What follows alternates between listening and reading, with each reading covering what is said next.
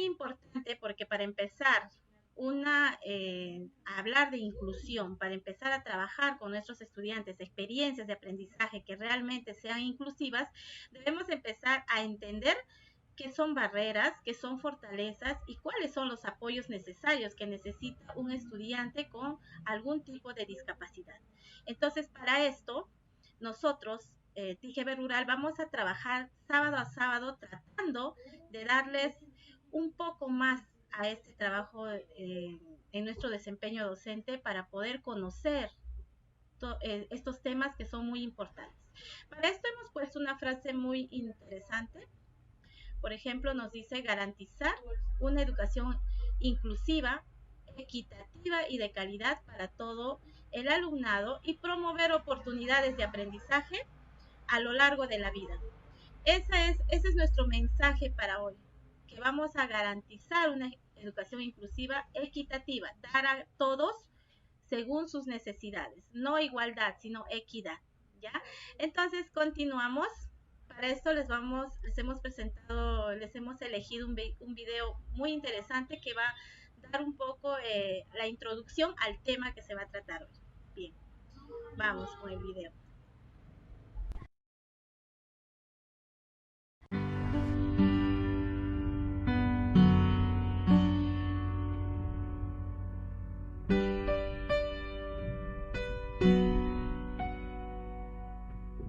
¿Ves alguna diferencia? La diferencia está en los ojos de quien mira. ¿Y tú? ¿Qué es lo que ves?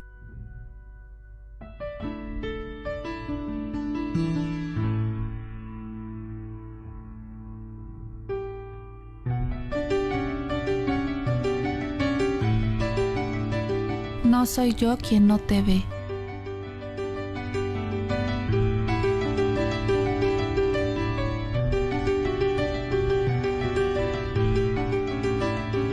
No soy yo quien no te escucha.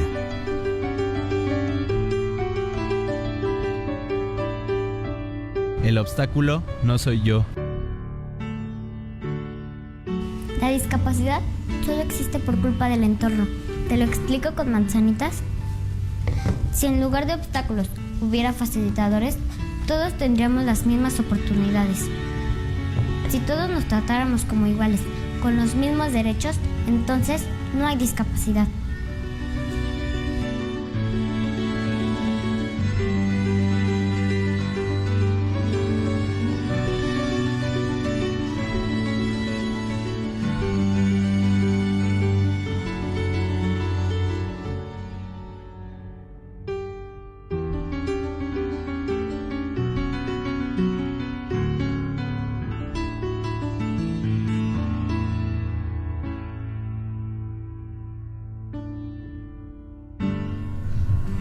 Todos somos igual de diferentes y tenemos los mismos derechos. La discapacidad no es incapacidad. No seas tú quien haga que lo sea.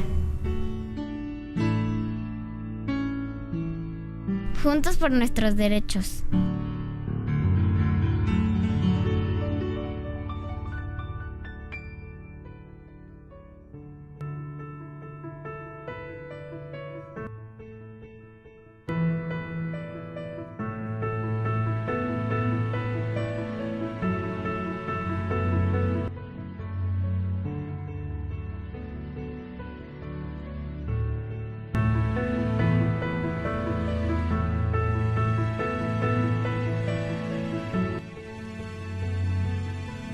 Siete, 8, 9, 10, 11, 12, 13, 14, 15. 1, 2, 3 por todos mis compañeros que no veo. Ya te descubrí. Estás a mi derecha. No se vale, tú tienes oído biónico.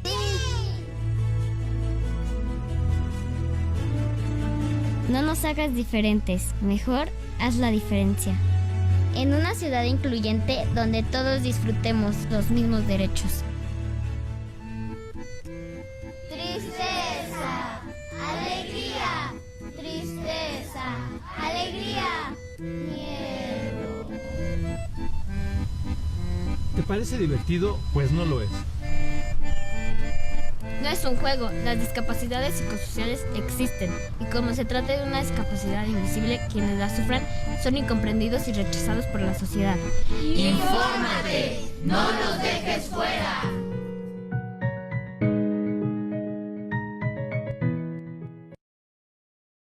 Debemos resaltar algo sobre este video. Hay unas palabras que creo que deberían de quedar muy, ¿no?, en nuestra mente cuando dice, no soy yo quien no te ve, ¿no? Está hablando un niño con discapacidad visual. No son ellos quienes no te ven, somos nosotros que no los vemos, que no les prestamos atención o no les damos los mismos derechos. También dice, no soy yo quien no te escucha. Es cierto, a veces tenemos un estudiante con discapacidad, ¿no?, auditiva. Él trata de comunicarse con nosotros y nosotros a veces no le prestamos esa atención. Entonces no son ellos, somos nosotros. Las barreras las ponemos nosotros. El obstáculo, dice, no son ellos, somos nosotros y la sociedad, que siempre vemos que la discapacidad todavía lo vemos como incapacidad. Y ya a partir de ahora estamos trabajando en este tema, que tenemos que darles los mismos derechos y seamos diferentes, dice, ¿no? El ser diversos no significa que seamos diferentes.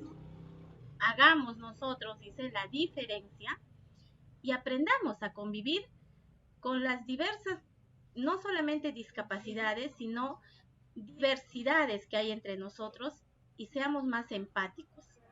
Nosotros en nuestro grupo somos diversos. Nadie piensa igual que nosotros. Joana no piensa igual que yo, Lilia no piensa igual que yo, o no tiene los mismos gustos. Pero eso hace de que yo respete su diversidad y ellas respeten mi diversidad. Entonces, y si podemos hacer eso, podemos hacer con nuestros estudiantes y podemos hacer que la discapacidad sea, ¿no?, algo especial para nosotros para poder sobrepasar esos límites que quizás todavía no estamos valorando. Bueno, el día de hoy vamos a hablar un tema muy interesante, muy importante, que trata sobre las barreras de la inclusión, ¿no? Primero vamos a ver qué sabemos sobre barrera. A ver, si buscamos en el Google o en cualquier otro diccionario, una barrera es un obstáculo o una cerca, ¿no?, que sirve para impedir el paso o delimitar una área, un territorio o un espacio. Eso es lo que nos indica sobre una barrera. Entonces, ¿a qué se refiere cuando decimos barrera de la inclusión? ¿Ve? Es una interrogante que siempre nos hacemos, ¿no? O que últimamente en estos tiempos nos los estamos haciendo. Entonces decimos que se refiere a todos aquellos factores del contexto que dificultan o limitan el pleno acceso a la educación y a las oportunidades de aprendizaje de los niños, las niñas y los jóvenes. Todos sabemos que la educación constituye un derecho fundamental, ¿no?, que se debe garantizar a todos los niños y a todas las niñas para poder alcanzar un óptimo desarrollo. Actualmente, una escuela democrática o igualitaria debe tener como objetivo clave la inclusión educativa, en la que todos los menores tengan las mismas oportunidades, independientemente, ¿no?, de sus capacidades, procedencia, religión, cultura o condición económica. Entonces, ¿en qué consiste la educación inclusiva? La educación inclusiva justamente trata de identificar y dar una respuesta a la diversidad que pueda presentar el alumno de un centro educativo, ¿no?, como les decíamos, por los diferentes motivos de índole social, cultural, económico, etc. Su principal objetivo de la educación inclusiva es orientar la educación hacia la equidad, para que la pertenencia al grupo pueda cumplir, ¿no?, su función como un factor de protección. ¿Ya? Entonces, ¿qué barreras impiden la inclusión educativa? A ver, nos hacemos también esas preguntas, ¿no? Entonces, hay diferentes factores que puedan dificultar o imposibilitar que la escuela inclusiva sea una realidad. Entonces, es importante también aquí señalar, resaltar que el objetivo de la misma no debe centrarse solamente en las necesidades educativas de los estudiantes, sino que hay que también abordarla desde una perspectiva intercultural. ¿Ya? Todos aquellos factores del contexto que limitan el pleno acceso a la educación y a las oportunidades de aprendizaje de los estudiantes pueden estar vinculadas al entorno físico o actitudinal. Entonces, estas se manifiestan en la interacción del individuo con el contexto y de las limitaciones que imponen o que suelen desembocar en lo que se denomina la discriminación, ya sea directa o indirecta, hacia una persona o hacia un grupo colectivo de las personas. Hoy en día, tanto la normativa internacional como la nacional hacen énfasis, ¿no?, en la importancia de la inclusión educativa con el fin de promover una educación de calidad para que todos y consecuentemente una sociedad que respete, ¿no?, las diferencias individuales entre los seres humanos. Si se logra alcanzar una educación incluyente, se podrá alcanzar una inserción social y laboral, donde todos puedan hacer una contribución a la comunidad, tanto local, regional, nacional y, ¿por qué no?, global. Sin embargo, existen barreras que limitan, ¿no?, el acceso a una educación de calidad, según las necesidades de cada estudiante. Tales barreras pueden ser experimentadas por los niños que tienen una necesidad educativa especial o por cualquier otra que pueda ser considerado diferente. Ya hemos dicho, por diversas razones. Las razones por las cuales se puedan, ¿no?, considerar a alguien como diferente, además de la presencia de una discapacidad, pueden ser de orden, como dijimos, ¿no?, hace un buen rato, cultural, racial, socioeconómico, de género o de orientación sexual. Entonces, la eliminación de estas barreras se debe de iniciar ya, pero con una sensibilización y un cambio de actitud en los adultos y en especial de los padres de familia, de los cuidadores, de los maestros y de la sociedad en general. Bueno, como vemos aquí, tenemos 5 tipos de barreras a las cuales vamos a detallar, ¿no?, cada una de ellas. Tenemos lo que es la barrera actitudinal, la barrera metodológica, la barrera organizativa, la barrera social, ¿no?, y la barrera física o arquitectónica. A ver, iremos a detallar lo que es la barrera actitudinal. Aquí tenemos una de las barreras que realmente viene mucho, lo practicamos sin querer queriendo.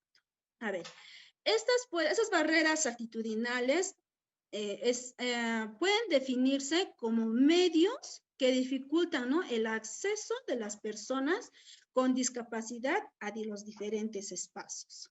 Sin embargo,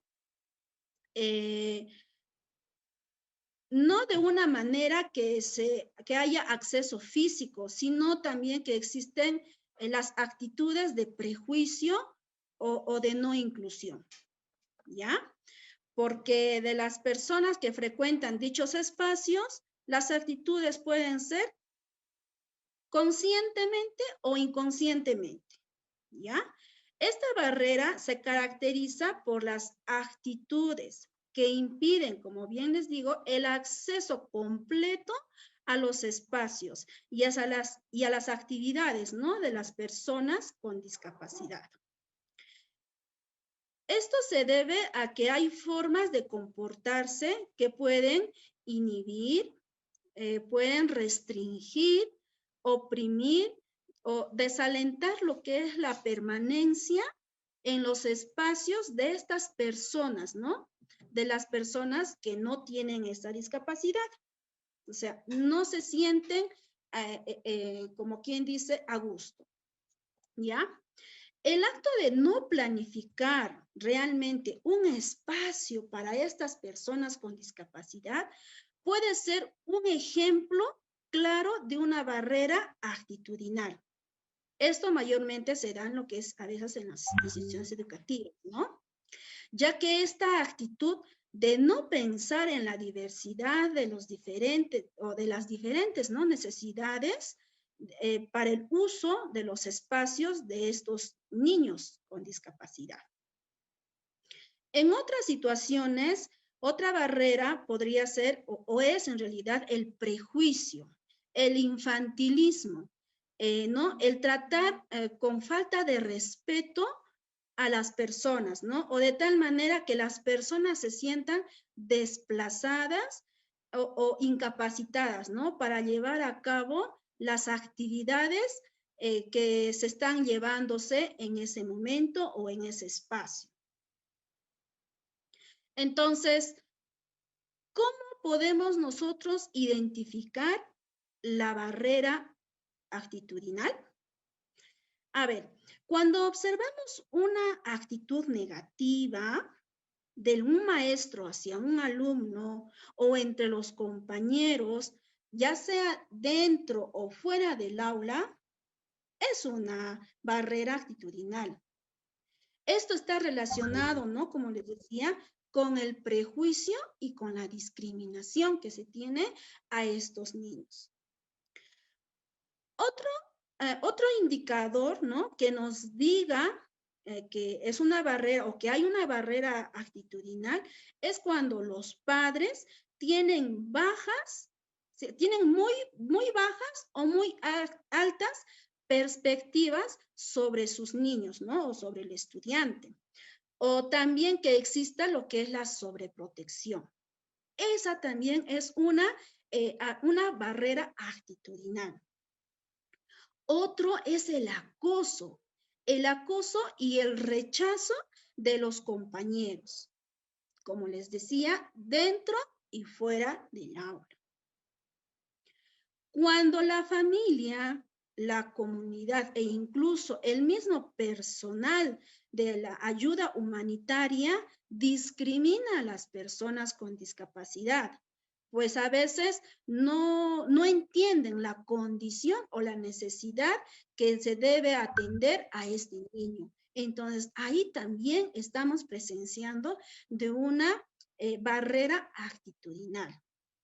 Entonces, estamos viendo que a veces, como decíamos, ¿no?, consciente o inconscientemente nosotros estamos fomentando esta barrera, la cual podemos erradicarla, ¿no?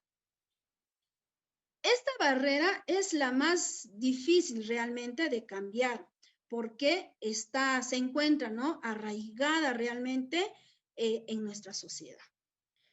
Bueno, aquí tenemos otra de las barreras, que es la barrera metodológica.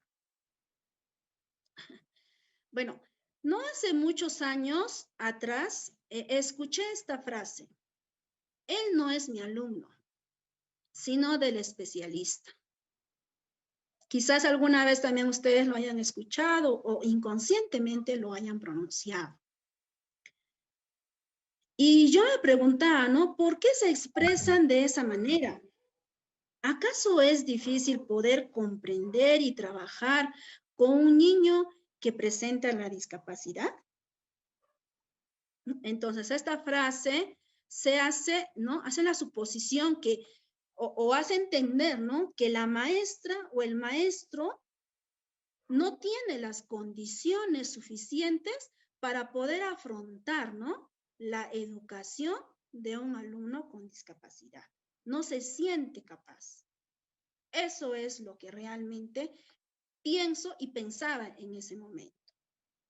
Entonces, cuando hablamos de la barrera metodológica, nos referimos a los obstáculos que se presentan en los procedimientos, ¿no? Para el logro de un objetivo. En gran parte, esta barrera tiene relación directa con el trabajo docente, por el cual podemos decir que todos los ajustes, ya sea la planificación, la implementación, el uso de los recursos, las estrategias, la organización que el docente debe llevar, ¿no?, a cabo para que todos los niños aprendan. Todos, sin discriminar, sin excluir absolutamente a nadie. Pero muchas veces esto no se considera, ¿no? Sus características y sus condiciones no las toman en cuenta. Por lo tanto, ¿no?, este aprendizaje se ve interrumpido y no se logra concretizar, ¿no? Esa es la realidad en la que realmente estamos y en la cual tenemos que trabajarlo, ¿no? Por otra parte, podemos decir, ¿no?, que las barreras metodológicas también se ven reflejadas en los procedimientos. Ojo, aquí se dice en los procedimientos que los docentes empleamos hacia los estudiantes, ¿no? Entonces, ¿cómo identificar una barrera metodológica? ¿Cómo la podemos identificar? Cuando hay poca o ninguna utilización de apoyos para el aprendizaje de los estudiantes. Cuando no tenemos o no buscamos aliados o materiales adecuados para todo el alumnado, no solamente para ese niño con discapacidad, no, sino para todos mis alumnos. También es la no adecuación del currículo según las características del aprendizaje de nuestros estudiantes, ya sea en el aspecto cognitivo o tomando en cuenta los ritmos y los estilos de aprendizaje, ¿no? También, y podemos identificar la barrera metodológica cuando no tenemos una motivación para todos nuestros estudiantes, como nuevamente lo vuelvo a repetir. La motivación no solamente debe enfatizar o debe estar, ¿no?, direccionada a un grupo, sino debemos englobar a todos nuestros estudiantes, a todos nuestros niños dentro y también fuera del salón. También los materiales de enseñanza cuando son poco comprensibles, ¿no? Cuando no tiene de repente una finalidad, un objetivo, no tiene lo que es un propósito, como todas las sesiones o todas las clases lo tenemos, ¿no? También podemos observar una barrera metodológica cuando hay una escasa o ninguna coordinación metodológica entre los docentes, ¿no? Y además, cuando es ahí lo que se observa, ¿no?, la falta de apoyo de un docente especializado.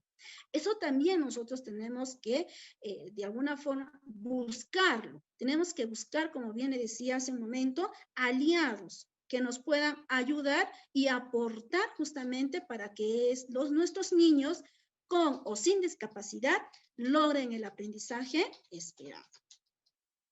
Esta barrera impide o nos permite o no permite, ¿no?, la experimentación o el uso, ¿no?, de diferentes métodos de barrera. Pueden llegar, ¿no?, a convertirse en una gran barrera para la inclusión. O sea, es una gran limitante realmente. Estos planes de estudios que no reconocen, ¿no?, lo que son los ritmos y los estilos de aprendizaje, realmente obstaculizan, ¿no?, la experiencia escolar. Bueno, eso es todo lo que les puedo aportar con respecto a lo que es a estas dos barreras. Ahora les paso con mi colega Lilia para que les pueda hablar más sobre estas barreras de la inclusión. Bien, continuando, se ha mencionado qué son las barreras. Las barreras, como lo han ido manifestando, son factores del contexto que van a dificultar. Ahí en la imagen, ¿qué es lo que estamos observando? Observamos una pared y alguien que pasa, ¿cierto? ¿Cuál es el objetivo entonces? Romper esas barreras. Pero ¿cómo vamos a romper esas barreras? Conociéndonos. Porque esos son los factores que van a impedir el pleno desarrollo o el pleno acceso a una educación de calidad o con oportunidades. Bien, entonces las barreras organizativas, como estamos observando, está relacionado con estos factores que van a impedir, por ejemplo, la lejanía o ausencia de una institución educativa. ¿Cuál es la ubicación de aquellos estudiantes que presentan una discapacidad? ¿Y cómo se van desplazando a estos centros de estudios? Esto inclusive va relacionado en un contexto normal y con mayor razón afecta a nuestros estudiantes que presentan las discapacidades. Asimismo, tenemos otro factor limitante. ¿Cuál es? La falta de coordinación con las entidades comunitarias. Para poder atenderlos necesitamos la multidisciplinariedad para tener una atención adecuada frente a las discapacidades que van presentándose. Pero ¿qué es lo que hay en la realidad? No hay una coordinación adecuada con las entidades pertinentes de la comunidad. ¿Cuál es el objetivo de realizar esa coordinación? La búsqueda de recursos. Esa búsqueda de recursos que nos va a permitir atenderlos adecuadamente. Asimismo, tenemos las dificultades en el proceso de la matrícula. Generalmente, para el acceso, ¿cómo estamos realizando nuestra matrícula? Según la normatividad, son 2 estudiantes que se debe de, o 2 vacantes para cada grado, para cada aula, que debemos de destinarlos. Pero en muchas instituciones educativas, sobre todo las que son instituciones de repente con prestigio, ya esas vacantes están copadas y los padres siguen buscando. Entonces, las dificultades en el proceso de la matrícula de estudiantes con discapacidad de la comunidad. Eso también es un factor limitante. ¿Cuál es el otro factor limitante? La ausencia de instrumentos de gestión. Si nosotros revisamos nuestros documentos, el PI, el PAD y los documentos específicos, en todos los instrumentos de gestión está incluido la atención a estos estudiantes con discapacidad. De hecho que no. Y asimismo, tenemos la poca o ninguna coordinación y fluidez entre las diversas etapas. Más que etapas son los niveles. ¿Qué es lo que sucede con un estudiante que pasa del nivel inicial al nivel primario? Hay una secuencia de, por ejemplo, de su registro de ese estudiante. No, se pierde. Inclusive dentro de la misma institución. Nos falta trabajar esa secuencia para nosotros poder ir avanzando en su atención. Entonces, las barreras organizativas están relacionadas con los factores que van a impedir. Como hemos visto, va relacionado con la ubicación, con la coordinación, con el acceso o ingreso, asimismo con los instrumentos de gestión y la coordinación o fluidez que se dan de un nivel a otro y la secuencialidad. Continuamos entonces con las barreras sociales. ¿Qué es lo que observamos acá? Una persona con una discapacidad y miren qué es lo que ofrece la imagen. Similar a eso, ¿no? ¿Cómo se sentirá? Mencionaba que el problema está en los ojos que nosotros miramos. ¿Con qué ojos estamos mirando a los que tienen alguna discapacidad? Le damos la verdadera importancia. Entonces, una de esas barreras sociales es la ignorancia sobre la discapacidad. Muchos de nosotros desconocemos qué discapacidades existen, cuáles son las características, cómo podemos atenderlos. Otro factor limitante son los modelos de atención a la discapacidad. ¿Qué pensamos de las personas que presentan alguna discapacidad? Generalmente estamos basados en un paradigma de repente de rehabilitarlo o de asistencialismo.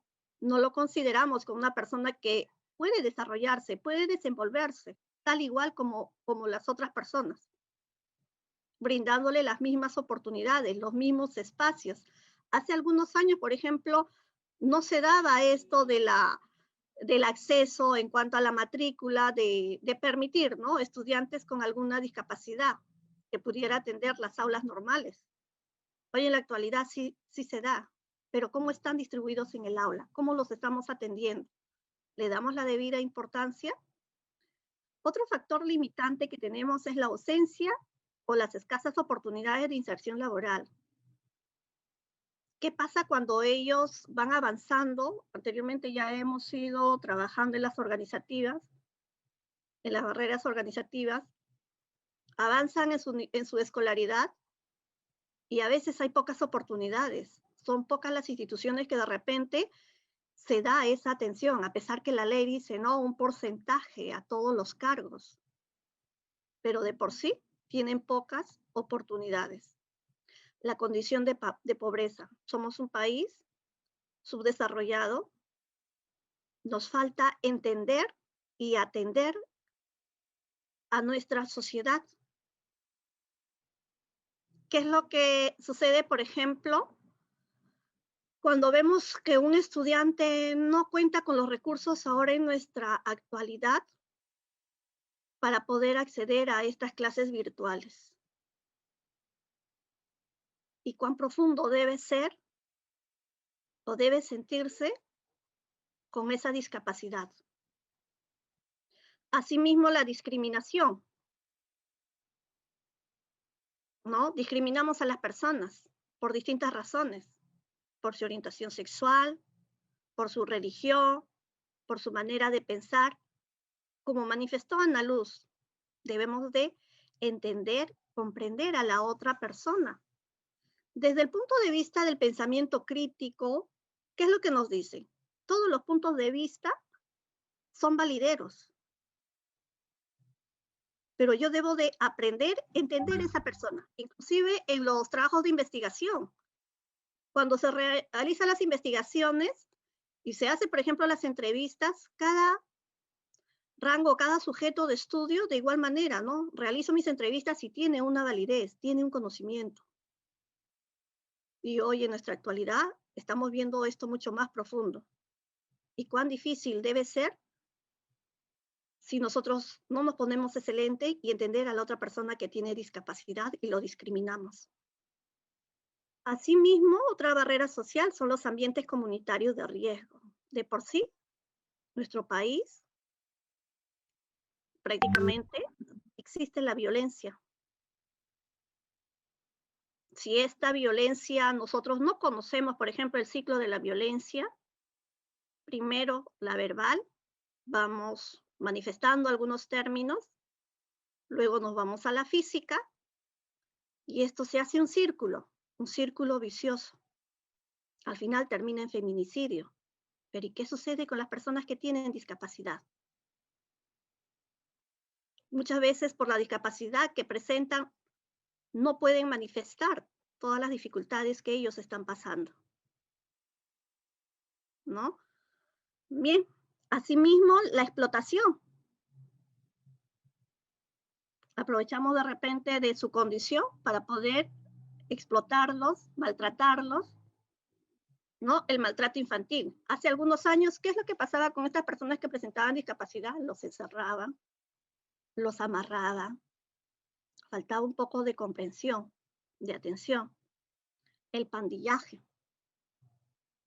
Otro problema social que aqueja a nuestra sociedad, ¿no? Todo esto, entonces, nosotros debemos de entenderlo.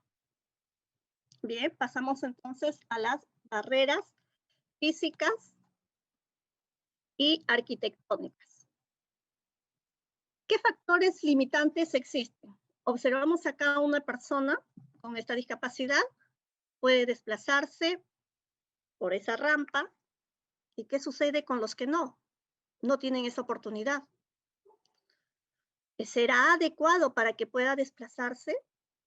Entonces, una de las barreras limitantes son las ausencias de vías de acceso adecuadas para personas con discapacidad. Observemos nuestras instituciones educativas. ¿Cómo se encuentran? ¿Estamos adecuándolas?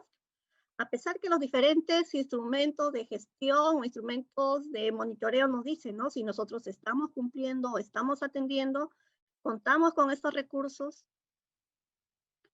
Otra barrera o otro factor limitante es la dificultad para el uso de los servicios públicos, los servicios higiénicos. ¿Cómo se encuentran nuestras instituciones? ¿Y qué tan caótico se encontrará? ¿En qué condición? Para aquellas personas que tienen discapacidad.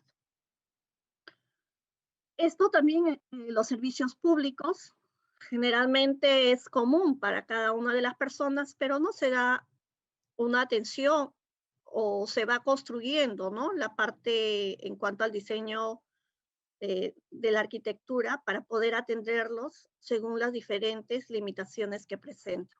De igual manera en el transporte público. En ocasiones cuando nos desplazamos, claro, no en este contexto, se observaba personas con alguna limitación, por ejemplo, ciegos. ¿Qué es lo que hacían los buses? Veían y simplemente decían avance, avance.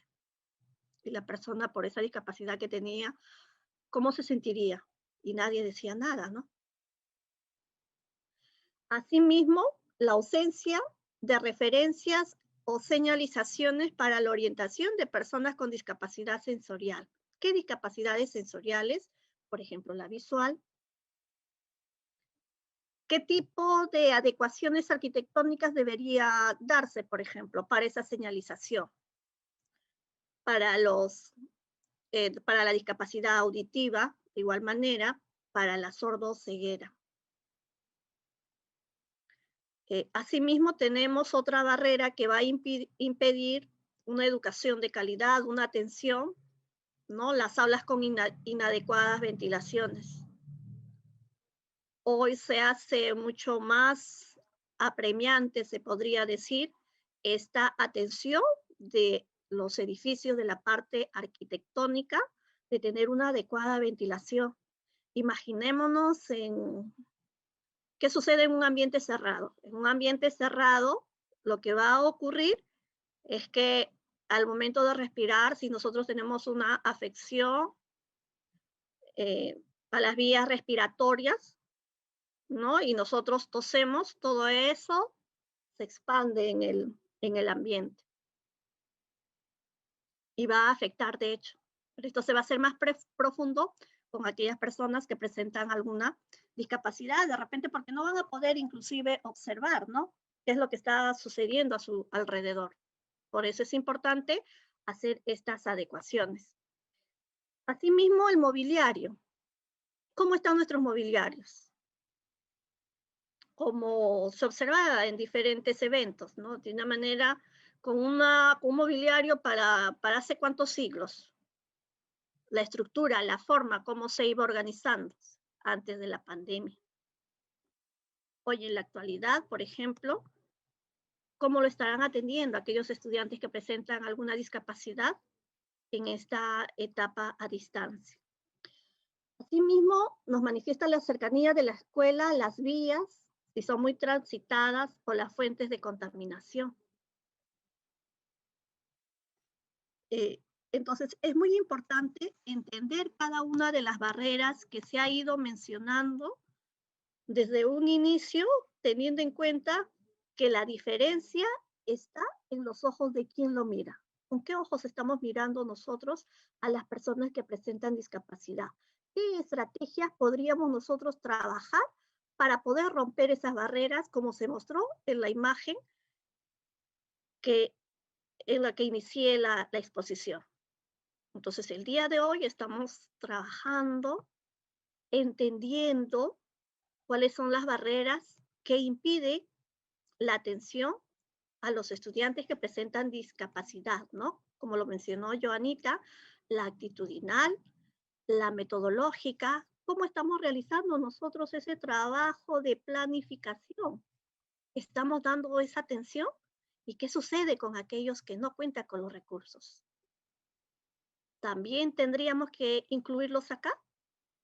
Las organizativas, cómo está nuestra organización en el aspecto social, las físicas y las arquitectónicas. Pero voy a resaltar lo que dice Joana, ¿no? Hay una parte que ella ha resaltado bastante, por ejemplo, en el tema de lo que es actitudinal. Dicen que esta barrera es la más difícil, ¿ya? ¿Por qué? Porque aquí ya va las actitudes que hay frente a estos estudiantes con discapacidad.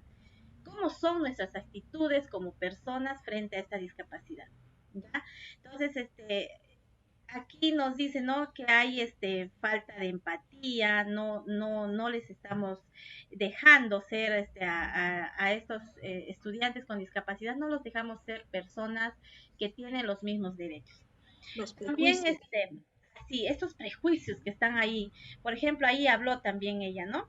Entonces yo, por ejemplo, hablando, por ejemplo, en las curriculares, didácticas o metodológicas, esta es la labor del docente. Entonces ahí, por ejemplo, a Joana le escuché decir, muchos docentes nos olvidamos no solamente de nuestros estudiantes con discapacidad, sino también nos olvidamos de los estudiantes que no conocemos sus ritmos de aprendizaje, ¿no? Y los estilos de aprendizaje. Y los estilos de aprendizaje. Muchos docentes no nos estamos dando cuenta ni siquiera en este tema que está de moda, que siempre nos han dicho, hay que ver las inteligencias múltiples. Sí, ya sé que es de Gartner, ya sé que es de tal autor, pero lo estamos incluyendo en nuestras instituciones, estamos trabajando con este tema con ellos, entonces es una forma de reflexionar, ¿no? Entonces, claro, aquí te corto un ratito.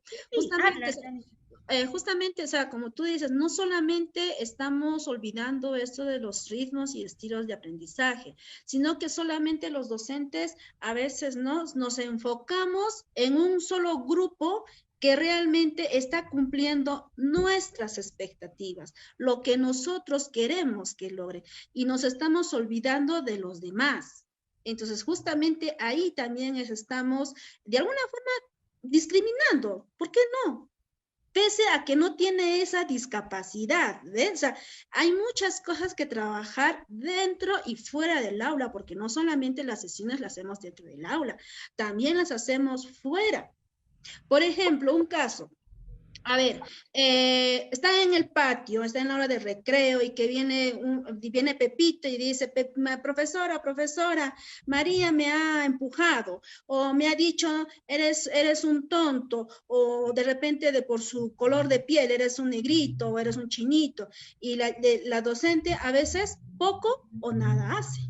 Entonces, ahí también estamos nosotros olvidándonos justamente de trabajar lo que son valores, de poder cambiar justamente estas barreras que tenemos, ¿no? O que se están fomentando. Así es. ¿Algo más que aportar, Lilia, a este tema de por ejemplo, la metodología del docente? ¿Cómo está trabajando en este momento nuestros colegas? ¿Están incluyendo algo? ¿Están adaptando una experiencia de aprendizaje o todavía estamos creo que todavía nos falta en ese aspecto, ¿no? Dar una atención. Creo que a la justa nosotros nos estamos enfocando a atender, como lo ha manifestado ya Joanita, a los que siempre están participando, pero los dejamos de lado, sobre todo a aquellos estudiantes que son, generalmente los que son de bajos recursos son los que tienen este problema de la deserción, de la poca participación, y más se está dándose prioridad de repente a una serie de documentos y no vamos a lo específico, ¿no? De atender de repente en base a proyectos que nos permitan no agobiar al maestro, sino atender de manera enfocado, por ejemplo, al perfil de egreso, en base a los estándares, en base a los desempeños y con esa atención.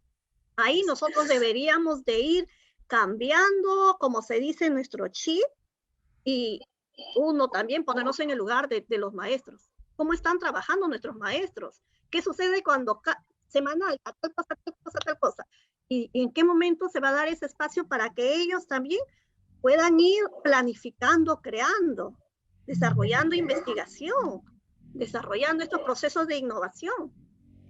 Es importante reflexionar también al respecto.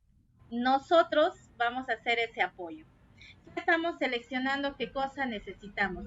Hay una palabra que voy a rescatar de Coral Elizondo, que habla, es bueno escuchar maestros que están viéndonos. Tienen videos, tienen bastante lectura de esta maestra española que habla bastante sobre este tema de inclusión.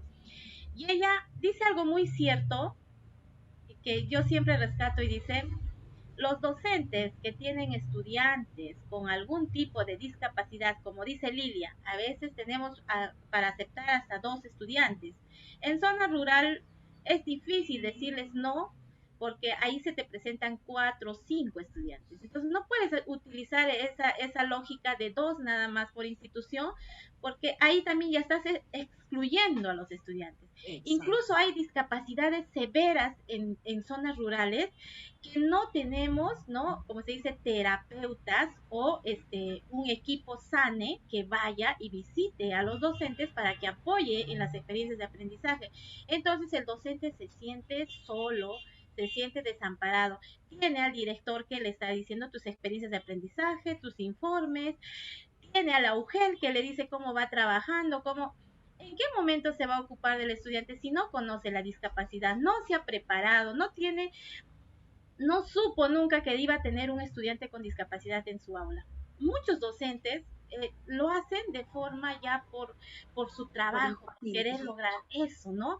Ellos dicen, voy a estudiar, voy a aprender porque me desespera ver a mi estudiante que siga siendo excluido. Entonces, ahí, por ejemplo, como dice Lilia, o sea, estas experiencias de aprendizaje que nos está dando el ministerio, en los siguientes webinars vamos a trabajar también temas. Cada cosa que está saliendo en estos webinars son nudos críticos que se está observando en los docentes, y vamos a tratar de dar ese apoyo. Como dice Coral, no es que el docente no quiera trabajar con un estudiante inclusivo, sino que no sabe cómo hacerlo. Y si no sabes, y peor, no estás, ni como dice Lidia, no conoces la discapacidad de tu estudiante, ¿cómo vas a poder lograr esos aprendizajes que tanto quieres? Entonces, aquí vamos a hacer ese apoyo. Ahora, a Lilia, por ejemplo, le escuché hablar sobre las matrículas, que habla que es muy difícil ese proceso a veces cuando pasa de inicial a primaria, porque ahí, por ejemplo, había que rescatar algo. Yo le voy a consultar a ella, por ejemplo, hay muchos directores, no sé, a ver, eso quisiera que me responda, hay muchos directores a veces que no quieren aceptar un niño que viene de inicial, porque viene quizás con su edad de 8 años, o porque los padres muy tarde los ponen a un inicial, porque a veces lo esconden, como dicen, ¿no? En casa, porque creen que todavía no debe estar en la institución, y hay un cierto de que les ponen esa barrera de que no pueda pasar a primer grado, porque supuestamente no está logrando las competencias deseadas. Entonces, en este caso, por ejemplo, Lilia, tú que has hablado de esta barrera, de lo que es matrículas, o sea, ¿qué propondrías tú, por ejemplo, para esta barrera que se está observando? Tendríamos de tener en cuenta, es como manifestaba, ¿no? En el mismo conocimiento de las barreras, tener una secuencia, como un informe de lo que pasa de un nivel a otro. El estudiante con alguna discapacidad tiene que ir con un informe, con un reporte. De repente en el CIAGIE se debería habilitar eso, ¿no? Porque a veces el maestro como que se le va cargando, o para poder inclusive emitir todos los documentos para traslado se hace un poco engorroso, ¿no? Entonces dentro del CIAGIE debería incluir un aspecto en el cual se está atendiendo a este estudiante que presenta alguna discapacidad.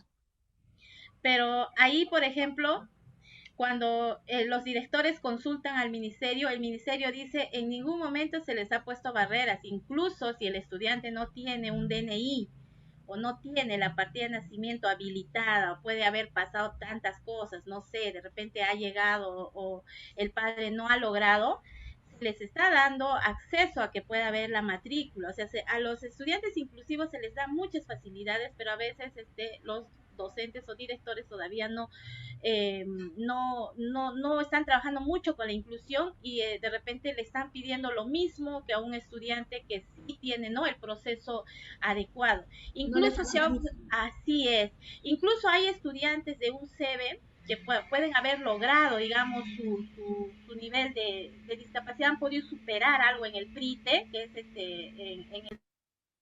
en edades más hasta 36 meses, entonces puede pasar a una institución educativa inclusiva, ¿no?, a una EBR, pero a veces hay el hecho que no haya sido como un estudiante que haya pasado, de repente la edad un poquito le está venciendo, le quieren bajar a veces de grado y siempre va a haber ese problemita. Entonces eso también va a ser un tema que se va a trabajar y poder dar alternativas a los maestros para que puedan hablar. Ahora, quisiera ustedes dos amigas, si podrían hablar un poco sobre la inserción laboral, como para terminar. No sé si ustedes tendrían alguna opción, algún mensaje sobre este tema. No sé, yo escuché hablar a Lilia decir, todos los estudiantes inclusivos a veces terminan en sexto grado y ya no pasan a secundaria. El paso de primaria a secundaria es casi el paso más difícil e imposible. El hecho que tiene varios docentes, este estudiante termina con las notas más bajas y está que repite y repite un grado y no logra incluso terminar la secundaria. Entonces yo escuché esto de Lilia, que es inserción laboral. ¿Qué esperamos del estudiante inclusivo? Que sea de repente en qué tipo de espacio laboral los observamos, en especial a estos estudiantes inclusivos, que sabemos que quizás no va a ser un ingeniero, no va a ser quizás un abogado, un estudiante, porque puede serlo de acuerdo a su discapacidad, pero si no podrían llegar a eso, ¿ustedes en qué creen que se tendría que poner la mirada para estos estudiantes? A ver. La atención se tendría que dar, ¿no? Igualito como hay, por ejemplo, los CEDPRO, similar a eso, porque de ellos creo que es más práctico lo que es lo manual, ¿no? Y eso no quiere decir que se los esté discriminando o enviando, porque también es importante tener en cuenta lo que manifiesta, ¿no? Es importante conocer el tipo de discapacidad para poder atenderlos y también atender esa necesidad que él tiene o que ellos tienen. Yo creo que para justamente poder inmiscuir o tener lo que es la inserción laboral en los pequeños, primero también en las instituciones educativas, tanto primaria y secundaria, deberíamos trabajar lo que es lo técnico productivo. Como bien lo dice Lilia, a ellos más les facilita y les encanta todo lo que es manualidades. Entonces, desde ahí, ¿no? Tenemos que nosotros como docentes, las instituciones educativas en realidad tenemos que enfatizar, tenemos que orientarnos a eso para que nuestros pequeños no se queden restringidos, no se sientan discriminados frente a esa discapacidad que tengan, sino tenemos que potencializar aquellas fortalezas que ellos tienen. Y justamente con el trabajo productivo, yo creo que podemos, realizar lo que es la inserción laboral con ellos. Justamente con estas palabras que ustedes han dicho, desde este momento el grupo TGV Rural se va a encargar de que nuestros colegas y nosotros nos vamos a volver los innodiversos. Vamos a trabajar con la diversidad a través de proyectos de innovación para lograr que estos estudiantes sean incluidos y quizás también ver ya a futuro, no esperar solamente voy a trabajar con ese estudiante hasta sexto de primaria y de ahí me voy a olvidar, ya verá él si pasa o no pasa secundaria. No, nosotros vamos a ver de que este estudiante siga y logre, ¿no?, sus propósitos. Como dicen, puede ser una escuela de técnico productivo. Muy bien, chicas, felicidades, me encantó. Hemos trabajado un tema muy, muy interesante sobre lo que es barreras. Y este es el inicio Hemos empezado por el lado un poquito mal de lo que se observa en nuestros estudiantes. ¿Para qué? Para que recapacitemos.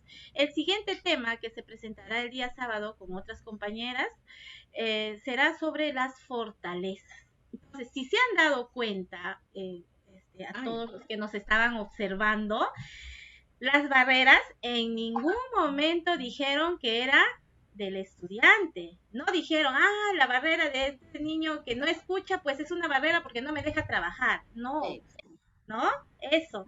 Todas las barreras que se han presentado acá son externas, son fuera, o sea, hacen de que ese estudiante no logre ese aprendizaje que queremos esperar. Nosotros mismos a veces como docentes estamos poniendo esa barrera. Entonces ya hemos observado, ya esto. Si no hay acceso a la institución educativa, como dice Lilia, ¿por qué no gestionar para que este estudiante tenga ese acceso y poder llegar? A veces zona rural no puede avanzar de repente en una silla de ruedas y el carro no los recoge. Entonces, eso es muy, muy penoso y estos niños están en casa, no son atendidos. ¿Por qué? Porque nadie les da esa ayuda de que puedan tener ese acceso a su institución. O llegan a la institución y su clase es en el segundo piso. ¿Y cómo lo han construido? Con gradas. ¿Cómo sube este estudiante? ¿Va a tener la posibilidad de bajar y subir cuando él quiera? No.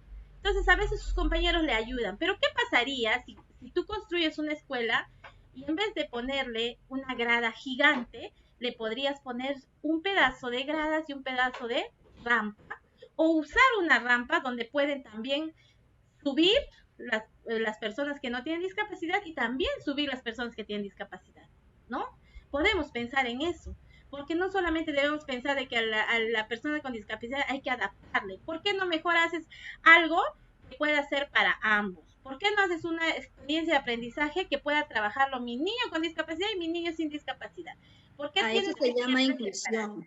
A eso se llama trabajo. Sí o no. Entonces, ese va a ser nuestro trabajo, chicas, donde nosotros nos vamos a incluir. Ahí todas vamos a estar. Tenemos a Percy también que está en el grupo, que es el maestro Percy y el maestro Elías, que también lo van a conocer muy pronto. Muy bien. ¿Algún mensaje, chicas, para cerrar? Las escucho. A ver, Joanita, algo para despedirte. Bueno, yo encantada de haber trabajado este tema muy importante con ustedes, haber compartido. Bueno, solamente el único objetivo que debemos tener todos los maestros y las maestras del Perú y del mundo es justamente erradicar, sacar de nuestra mente aquellas barreras que tenemos, aquellos prejuicios, aquellas limitantes que tenemos a veces en nuestra cabecita con respecto a esos niños con discapacidad. Sé que es un arduo trabajo, pero también nos podemos lograr y lo vamos a lograr, pero todo con empeño y entusiasmo. Lilia, tus palabras, Lilia. Bien, para lograr una escuela de calidad, debemos de entender, comprender la discapacidad. Y de hecho, una escuela inclusiva responde o se orienta hacia una escuela de calidad. Entonces, nos despedimos con un video muy bonito y nos vemos el próximo sábado. Chicas, nos despedimos. Vamos con el video. Como un rayo azul, llegaste invadiendo mi razón. Vientos que tienen toda pasión del corazón, manos frías tú, como el rocío al amanecer, tus ojos tarde anochecer, mi estrella azul.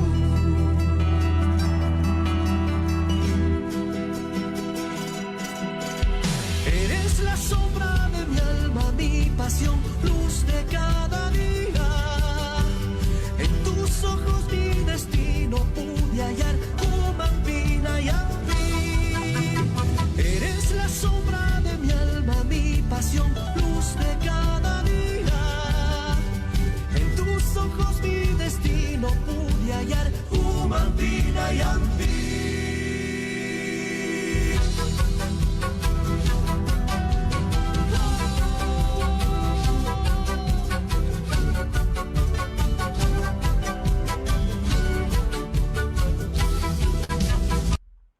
Listo. Chicas, nos vemos. Yumampi, Nayampi significa entre tú y yo. Vamos a lograr que todo sea inclusivo en nuestra sociedad. Muchas gracias, nos vemos. Gracias, nos vemos, Dianita, Anita.